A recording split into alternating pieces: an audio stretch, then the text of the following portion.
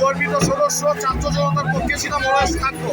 পুলিশকে ছাত্র জনতার সম্মুখে সারিতে দাঁড় করাই দিচ্ছে, বন্ধু থেকে ভাই থেকে শত্রু বানাই দিচ্ছে এই স্বৈরাচার সরকার। আমরা বিচার চাই, বিচার চাই।